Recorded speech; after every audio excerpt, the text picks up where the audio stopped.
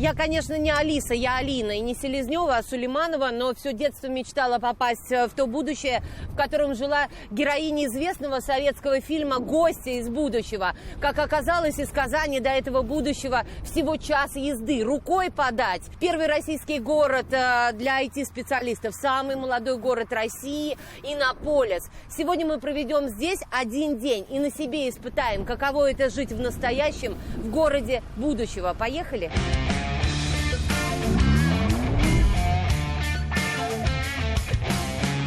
Иннополис официально появился на карте России 7 лет назад. Малый город Верхнеуслонского района Республики Татарстан. Один из немногих в стране, где ключевой показатель эффективности работы мэрии – индекс счастья местных жителей. Потенциально счастливы в этом городе на сегодняшний день 3800 человек. Это люди со всей планеты, молодые и перспективные. Именно они заселяют арендованные квартиры в современных домах города будущего. Так, время 8:30. Мы идем в гости к семье, которая живет и работает в Иннополисе. 2 маленьких детей. Папа занимается, можно сказать, наукой, а мама воспитывает детей, но при этом еще работает. Новейшие технологии в городе практически на каждом шагу. Но самые активные бета-тестеры всего инновационного, что здесь разрабатывается, сами жители. Минуточку. Ой, такая странная кнопка. А как это работает? Вот. Меня зовут Саша. Доброе утро. А вас? Здравствуйте, меня Людмила. Людмила, очень приятно. Людмила, а что это у вас за вот это такое? Что это? Ключ доступа, по которому можно зайти в квартиру. Прикладываем палец, и дверь открывается. То есть для меня эта система не сработает? Нет. Александр и Людмила переехали в Иннополис из Казани 4 года назад. Здесь же родилась их младшая дочь. Александр, iOS-разработчик, сегодня занимается компьютерным зрением. Людмила по профессии айтишник, но в декрете решила попробовать себя в творчестве. Нам не хватает мастерской и рабочего кабинета. Саша, например, очень хочет заниматься своим YouTube-каналом, а я занимаюсь еще рукоделием как хобби, и нам вот прям жизненно необходима мастерская. Денег, которые зарабатывает Александр, вполне хватает на содержание семьи из 4 человек. За аренду 2-комнатной квартиры молодые люди ежемесячно оплачивают 13 тысяч рублей. Но мечтают о собственном жилье. С этим пока есть сложности. Но очень большой вообще спрос на это жилье. Всего 280 таунхаусов будет, а заявок порядка 2000 подано. Поэтому мы очень хотим. Пожалуйста, выберите нас. То, о чем рассказывает Людмила, таунхаусный поселок второй очереди Зион. Продажи там пока не открыты, а в молодом городе будущего уже растет очередь на приобретение жилья. Во-первых, здесь все находится в шаговой доступности. Это очень удобно, когда у тебя маленькие дети. И также люди. Здесь ты всегда можешь найти компанию по своим интересам. Скажите, а есть здесь отделение пенсионного фонда? Есть ли здесь люди пенсионного возраста или здесь одна молодежь? Средний возраст жителей Иннополиса 28 лет. То есть нет. Город активно застраивается. Ежедневный контроль за строительным процессом, за городской безопасностью, за бесперебойной работой инженерных сетей возложен людьми на машины. Беспилотно летающие аппараты и камеры наружного наблюдения. Составляю миссию полетную, затем отправляю дрон на миссию. После возвращения я, например, обслуживаю станцию. Вместе с таунхаусами и домами здесь растут и новые объекты социальной инфраструктуры. Детские сады, школы, поликлиники. Только жилой комплекс Ю-1, строительство которого началось еще летом, по оценке экспертов, сможет обеспечить жильем более 8,5 тысяч жителей. Но рассматривается, что жилье это будет в аренду, а ведь многие мечтают о собственном. Королева едет. Это что у тебя такое, Камила? Сегодня среди желающих приобрести жилье в Иннополисе не все высококвалифицированные специалисты в сфере IT. Но стать частью инновационного мира, воспитывать детей в этой среде и быть счастливыми или потенциально счастливыми мечтают все. Вообще дети уже привыкают к этой реальности, к тому, что вот это сейчас наш такой мир, и они не знают, как должно быть. И для Камилы это нормально, потому что есть беспилотник, что есть доставка еды, летают квадрокоптеры, да? Им это нравится. Да. Этой осенью, накануне первых выборов депутатов городского совета, в Иннополисе заговорили о 3-летнем цензе оседлости, что позволило бы отдать приоритет именно востребованным специалистам в приобретении жилья. Но пока вопрос в стадии обсуждения. Конечно, сейчас вот есть таунхаусы, и спрос колоссальный на них. Но я себе в это видел, и в том числе за счет, например, распродажи жилого фонда, Госжилфонда Республики Татарстан, вот это нашего многоквартирного фонда. Например, люди, которые преодолели ценз оседлости в городе. Больше 3 лет.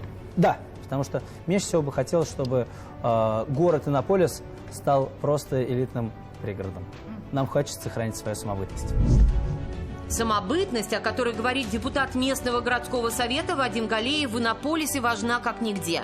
Еще бы, здесь живут и работают люди, предугадывающие будущее, футурологи. Сколько резидентов на сегодняшний день?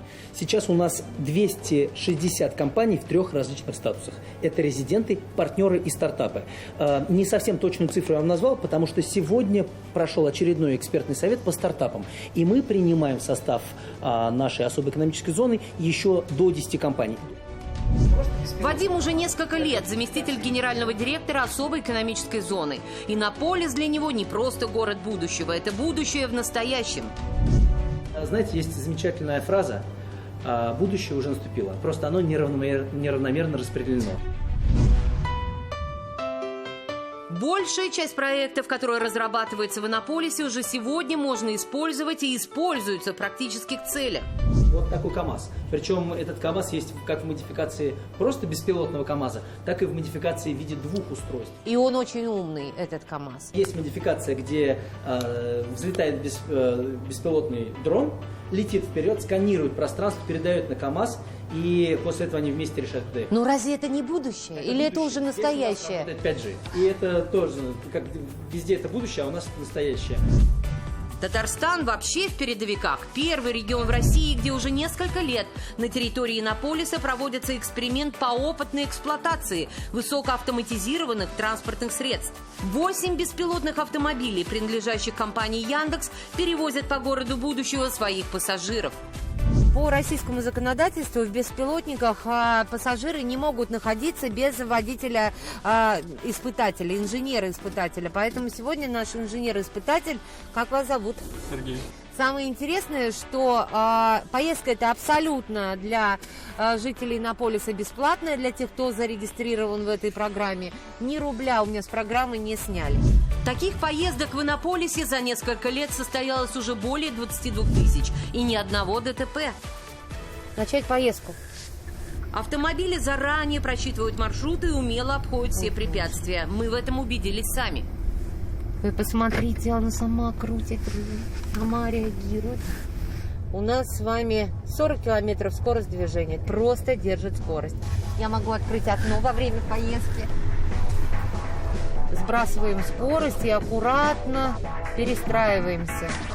Перестраиваться, сбрасывать скорость или менять направление движения от развития цифровых технологий в Татарстане никто не намерен.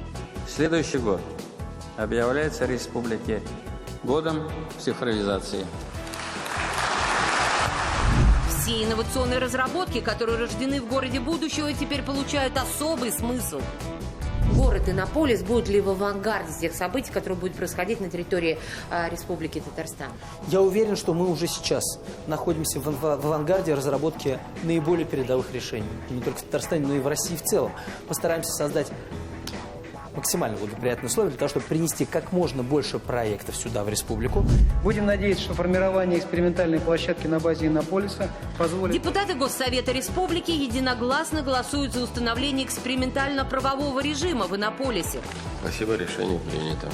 Теперь решение за правительством Российской Федерации. Иннополис станет первой в стране территории без правовых ограничений в сфере цифровых инноваций. Итак, я без маски. Он пикает, но говорит, что меня в базе нет. Мне он не открывает. Сейчас Вадим попробует пройти. Попасть в будущее или пройти проверку временем предстоит не всем проектам, которые сегодня разрабатываются в Иннополисе. Многие просто подскажут путь в новое. 7 из 10 стартапов в течение года умрут. И это как в песне, ведь найти возможные инновационные решения уже победа, уже опыт. Как помните, Джон Леннон пел «Live and let die» – «Живи и дай умереть». Но наша жизнь даже сегодня была бы менее разнообразна без разработок из города будущего. Кассы самообслуживания, экспресс-тесты на коронавирус, родина этого Татарстан. Японские инвесторы, команда здесь 80 человек, в том числе выпускники университета Иннополис, и они делают систему платежей для Центрального банка Камбоджи. Иностранцев среди местных жителей немало. Это и студенты университета Иннополиса, и резиденты, и партнеры. Но в городе будущего языкового барьера не существует вовсе. Лекции читаются сразу на нескольких языках, а мысли друг друга без мелофона. Цель одна – движение к инновациям. Пока преподаватели формируют в студентах научное мышление, а в лабораториях создаются инновационные продукты, за окнами университета растет гостиница. А что это за гостиница? Это будет первая роботизированная гостиница. Впервые в мире искусственный интеллект гостиницы будет анализировать предпочтения своих постояльцев, в том числе просматривать их публичные данные в социальных сетях, предлагать гостям именно то, что интересно. Температура воздуха в номерах, подача света, воды, включение той или иной музыки, ваше настроение. Система проанализирует все. И даже обед подаст в нужную минуту. Над этим уже работают. Но самый интересный этап еще впереди. Внедрение технологий искусственного интеллекта, тестирование и обучение роботов. В наш университет пришла задача по сортировке хаотично расположенных объектов. Обучать роботов – процесс увлекательный. Каждый день новые цели, задачи. Мы перехватили управление промышленным роботом, вывели это управление на персональный компьютер, установили захват. Нерешаемых задач для инженеров-исследователей практически не существует. На самом деле здесь мы пытаемся заставить летать, бегать, ползать, все что угодно. Поэтому нам не важно, как это выглядит. И даже знаменитый КАМАЗ эти молодые люди могли бы отправить на орбиту, было бы желание. Неужели даже КАМАЗ можно? Вопрос энергии. И зачастую эту энергию нельзя достичь в данный момент времени. Испытывать и мечтать, казалось бы, о простых вещах. Я предпочитаю больше кофе, шаурму доставить вам. А в дальние населенные пункты как можно быстрее. Находить смысл в том, чтобы сегодня уже быть полезным будущему. Дмитрий – один из авторов изобретения аппарата вертикального взлета и посадки. На вид обычный квадрокоптер, но перелететь сможет даже море. Нам не нужна взлетно-посадочная полоса. Раз. Мы можем в любой точке взлететь, зависнуть. Два. Почти как вертолет. И мы летаем очень долго. Атмосфера, в которой работают молодые инженеры-исследователи, творческая. Родился в Мексике, учился в Москве, потом работал в Елабуге, в Челнах и сейчас здесь. Многим из этих IT-специалистов повезло родиться в Татарстане. Да, я считаю, что нам повезло в этом плане. Тут близкое расположение с Казанью и очень перспективное направление, интересные специальности. А многим путевки в IT-индустрию дала учеба в университете Иннополиса, и сегодня они в команде лучших. У нас есть коллега из Иркутска, также у нас на самом деле из Томска, из других городов России. Несколько человек уже уехало в Европу, там работают, и по сравнению, непосредственно обратной связи от них, им здесь гораздо было комфортнее и больше нравилось. То есть они даже планируют снова вернуться. По жителям Иннополиса можно изучать географию страны. Калининград, Ярославль, Москва, Санкт-Петербург, Красноярск. Есть жители из Казахстана. Уже 5 лет Эльфиара Эльдаровна работает заместителем директора по дошкольному образованию. Каждый день она общается не только с детьми, но и с родителями, которые создают продукты будущего.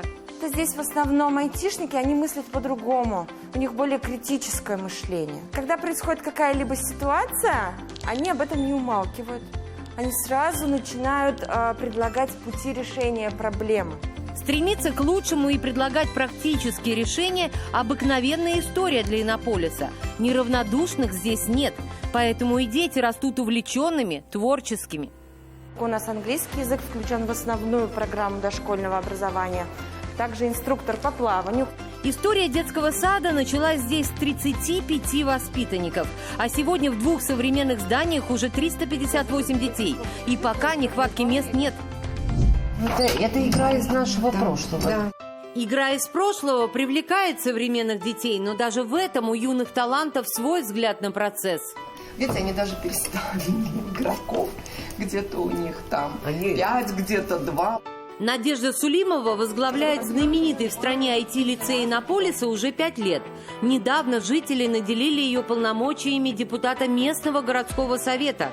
Обратила внимание, что вы не носите депутатский значок. Я его ношу на самом деле. Он у меня просто приколот на моем пиджаке, официальном костюме. И теперь детские сады, школы, поликлиники и вся социальная повестка в зоне ее особого внимания. Повестку диктуют сами избиратели. Основной вопрос – это, конечно, уровень, качество и доступность образования. Образование в городе будущего – особый тренд. В IT-лицеи, например, поступают подростки со всей страны. Дети одаренные или дети творческие, дети креативные. Обучение, проживание в интернате, пятиразовое питание – все бесплатно, все для детей. У нас есть, скажем, связи с университетом, они тут близко, связи с IT-компаниями. Даже погода в Иннополисе особая. Здесь всегда живет ветер перемен. Такой холод. Надо термос с чаем и лимоном было взять. Земли, на которых несколько лет назад появился Иннополис, расположены на холме в северо-восточной части Приволжской возвышенности на берегу реки Волга. Сам ландшафт подарил городу будущего суровую розу ветров. Телефон надо заряжаться, надеюсь, хватит. Любые прогулки здесь только перебежками. Днем город будто засыпает, жизнь перетекает в современные городские здания, а широкие улицы и подземные переходы превращаются словно в портал во времени. Мы заказали сейчас ровер, заказали пиццу. Чтобы кофе не остыл, мы кофе решили не заказывать, мы возьмем его в университете, да? Да. Робот-курьер – еще одно чудесное изобретение Иннополиса, которое с радостью тестят местные жители. Пожалуйста. Красота. Доставщик еды не просто большой помощник, он местная знаменитость. Спасибо большое, до свидания. Бай-бай. И уважаемый робот-горожанин. Он даже видит голубей. Видите? Ладно, не будем мешать, его, наверное, ждут.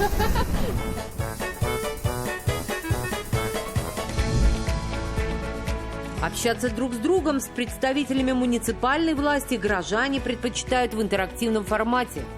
А кто со стороны мэрии вам отвечает на ваши вопросы? Сам мэр, как пример. Мэр проявился, консьерж-сервис подключился, и все, вопрос снят. Чат «Консьерж-сервис» в телеграм-канале позволяет оперативно горожанам получать ответы на свои вопросы. Любой человек мог зайти, налить себе кофе, выбирает там какой, рассчитаться, положить деньги в ящик, либо перевести переводом. На доверие. Платило 90% людей. Дмитрий Никифоров – местная знаменитость. 3 года назад они переехали из Уфы в Иннополис с супругой, чтобы реализовать свою мечту, разработать и воплотить в жизнь креативную систему социальных коммуникаций. Сегодня мы – будущее других городов России. Потому что у нас сегодня происходит то, что через 5-10 лет будет происходить в других городах. Досуг и живое общение – вот что посчитали приезжие исследователи важным и необходимым в городе будущего. Так появился центр притяжения горожан, любимая всеми коммуналка. Это было первое культурное место в городе вообще, где можно было там духовно как-то физически развиваться.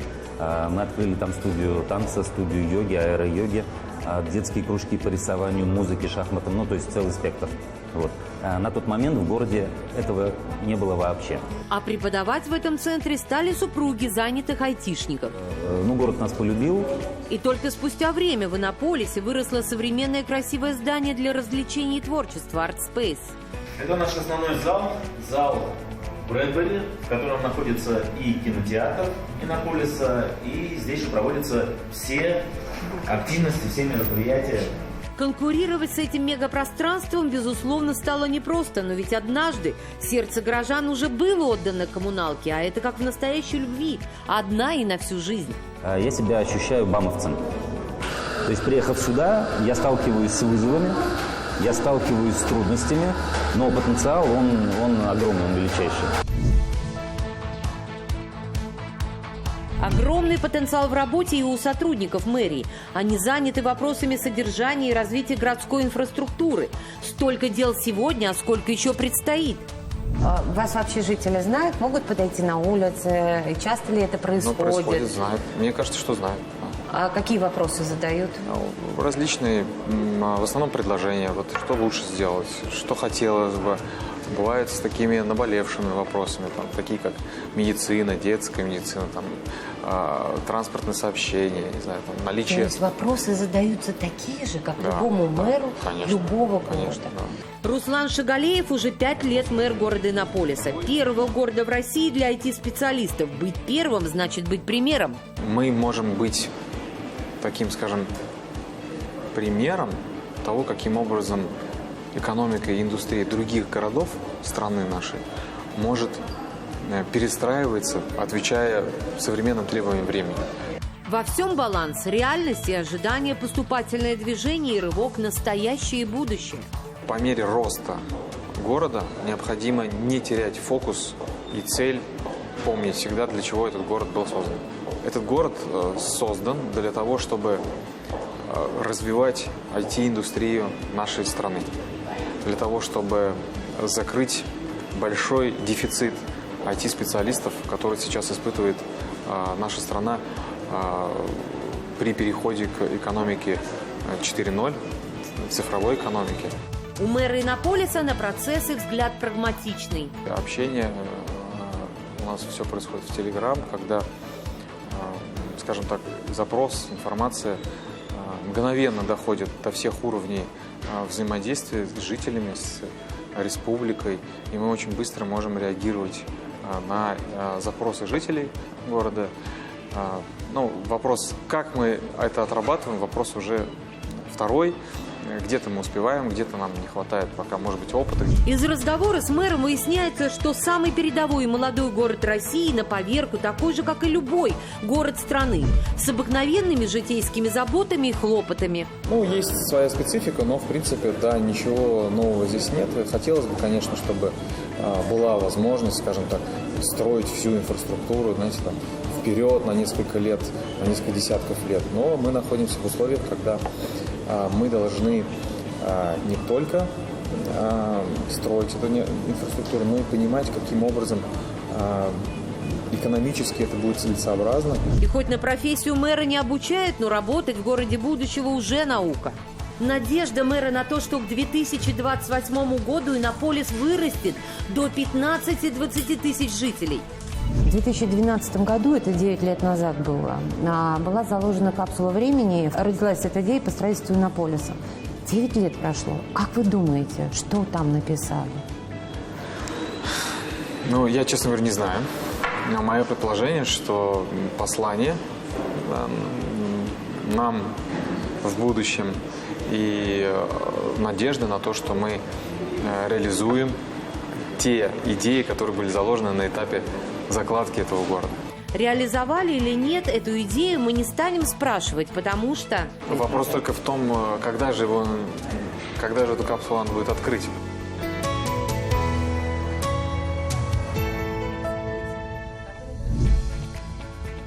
И здесь можно было бы поставить многоточие, поскольку самые амбициозные задачи у молодого города еще впереди.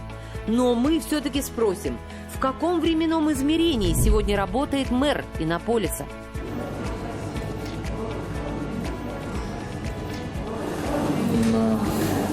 Мэр города Иннополис работает в будущем городе будущего.